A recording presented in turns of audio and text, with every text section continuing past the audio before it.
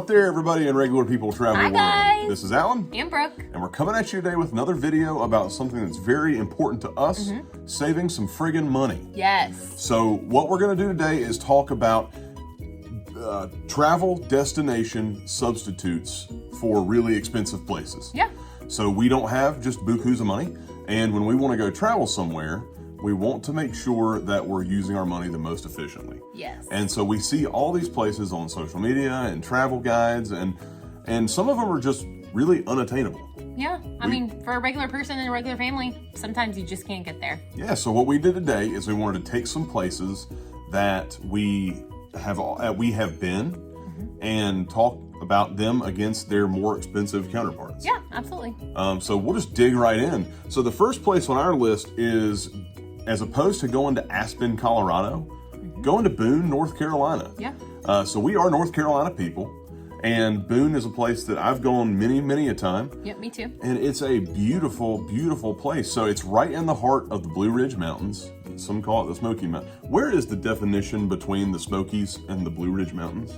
I'm not your geographical expert to ask that question. All right. I think maybe the people would answer People, better. give us the answers. Where is that line? Yeah, that would be great to know. All that being said, so Boone is the home of Appalachian State University, a team that beat Texas A&M last year. Roll Tide.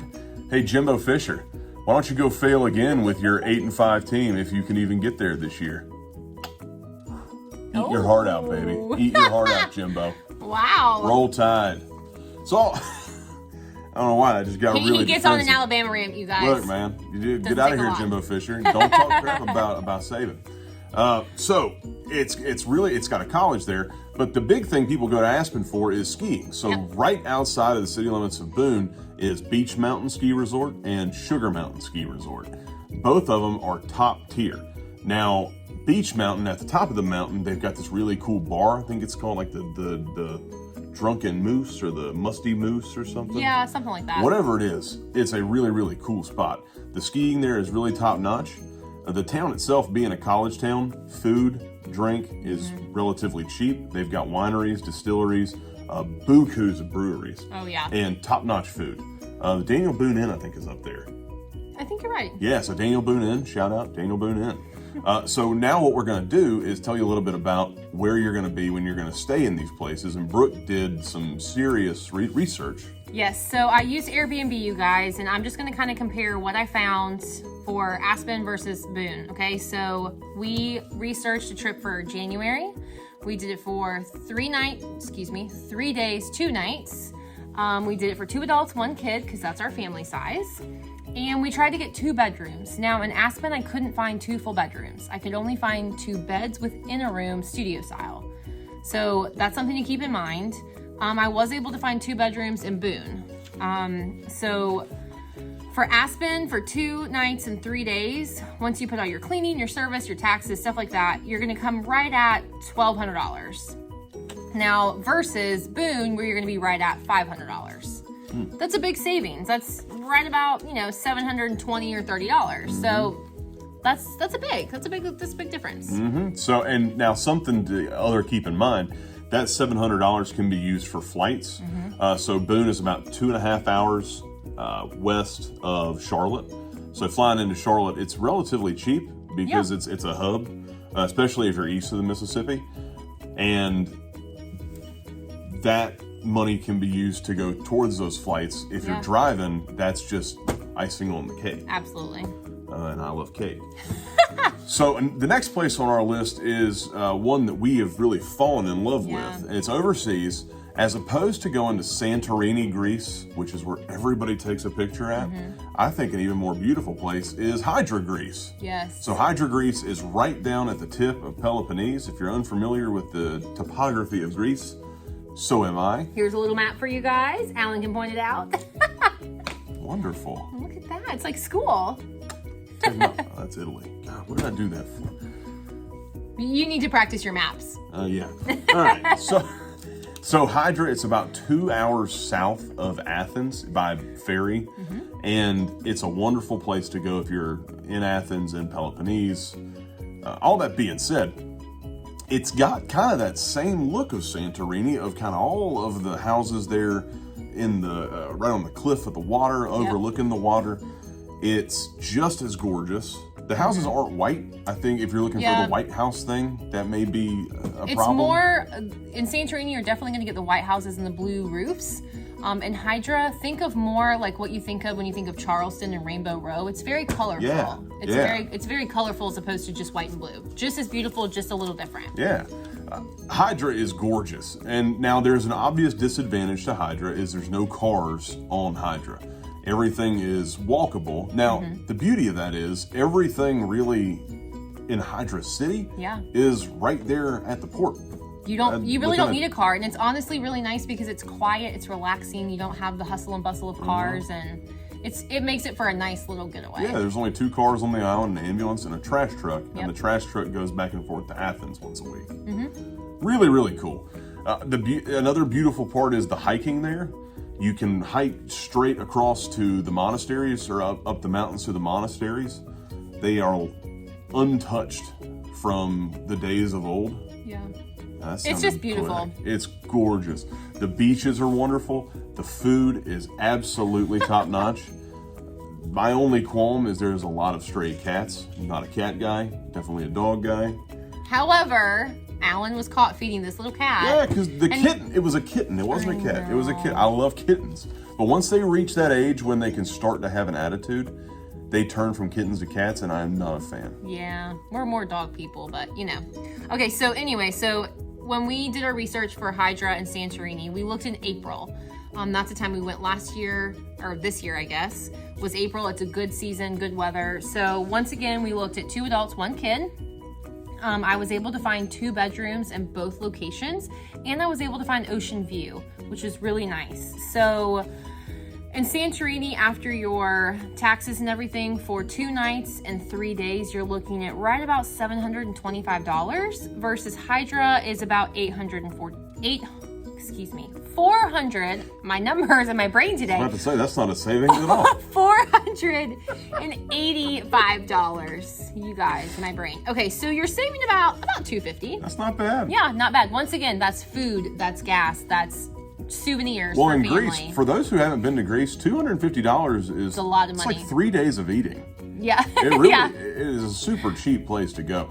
So, Hydra over Santorini. Yes. Big moves. So, another place that we found that was a gigantic money savings, and really there's not a whole lot of drop-off to me. As opposed to going to the Florida Keys, go to the Outer Banks here in North Carolina. Yeah. So the Outer Banks, on the outside of North Carolina, show me the map. Right here? It's right there. So the Outer Banks on the coast of the Carolinas are these barrier islands, and they insulate the inside of the state from the ocean. And because of that, they're these chain of islands on the coast. And so on the island, there's wonderful fishing. To give you guys an idea, the show Wicked Tuna, I think it was Discovery Channel, filmed a whole season there. Really cool. Oh, and the fishing's awesome. I've got some buddies that charter. If you're curious, send us a DM. I'll put you in touch with them. They have wonderful food out there. They have live music. The Wright brothers did their first flight there, so if you're an aviation person, big moves. They have Cape Hatteras, the big lighthouse down towards Hatteras and Frisco. The coolest thing to me are the horses up in Kerala. Oh my gosh, yeah. So the horses, if you guys don't know, so back when the Spanish were trying to get into North Carolina, this is way back. Way back. The sandbars on the coast of the Carolinas, they move around a lot.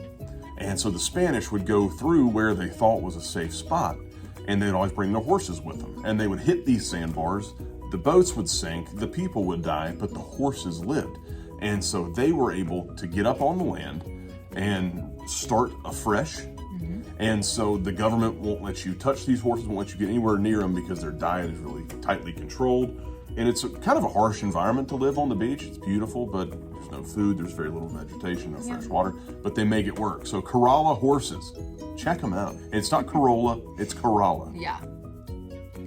All right, guys. So once again, looking at Airbnbs, we looked at April. 2 adults, 1 kid, 2 bedroom. I was able to find 2 bedrooms. I was also able to find walking distance to the beach, so not far at all. They're both houses, which is really nice. You have your own space.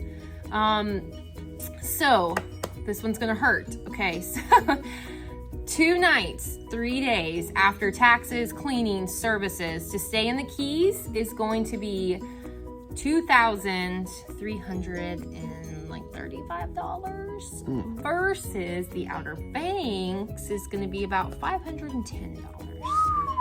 So you guys, that's like $1,800. Money. Yeah. Money.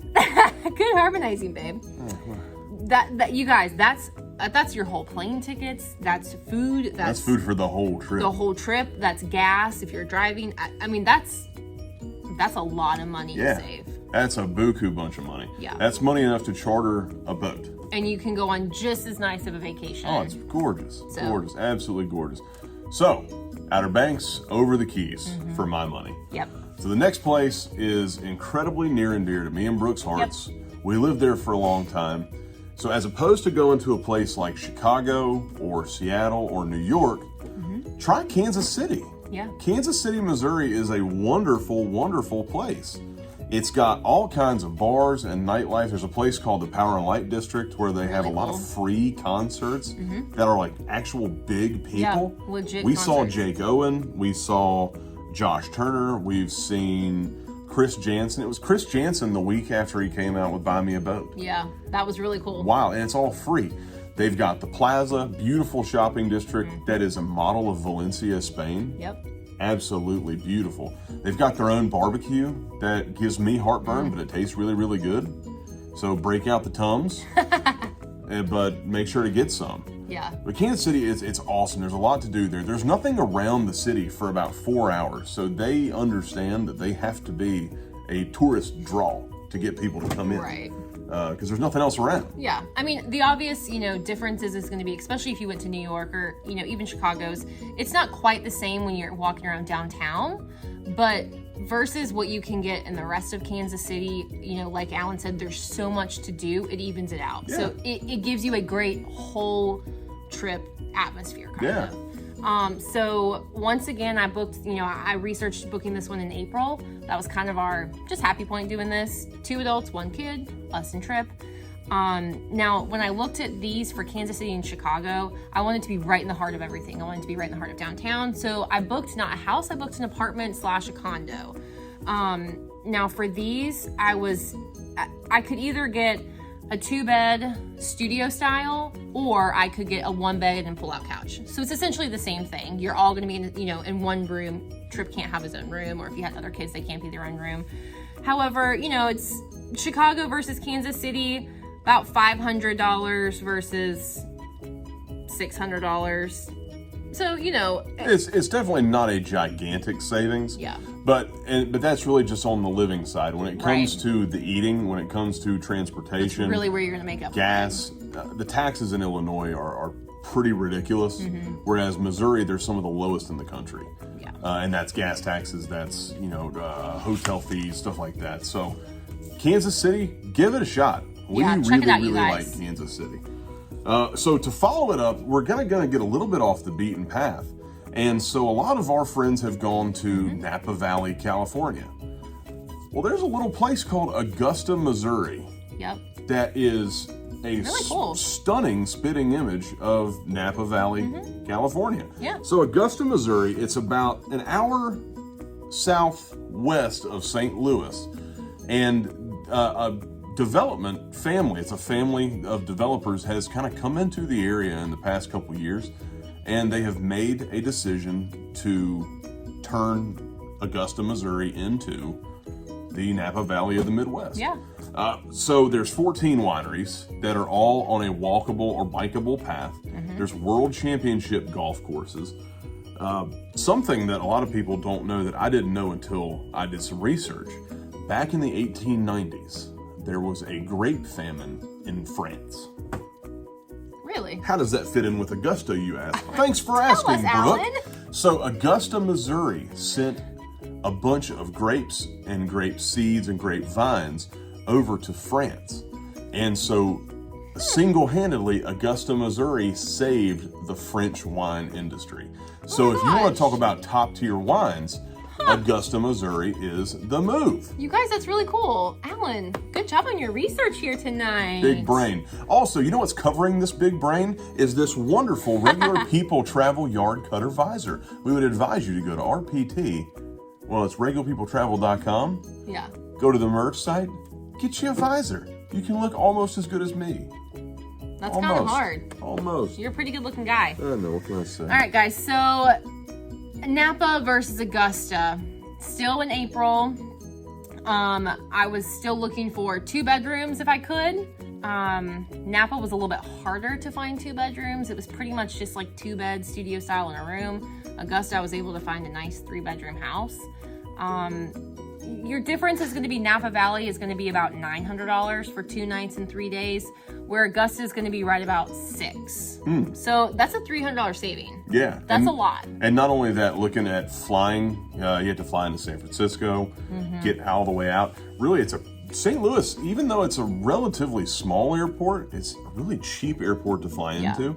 So you'll find cheaper flights. Not only that, getting to and from Augusta from St. Louis is going to be much simpler than Napa Valley, unless you're on an organized tour. But give it a shot. We've been to Augusta. It's beautiful. It's awesome. I was really surprised that right off of the Missouri River, there's this really cool winery spot. Yeah. Well, hey guys, thanks for joining us. Yes, as always, we hope these tips help make your travel a little bit more than Regular. Guys, roll tide. Bye. Have a good one.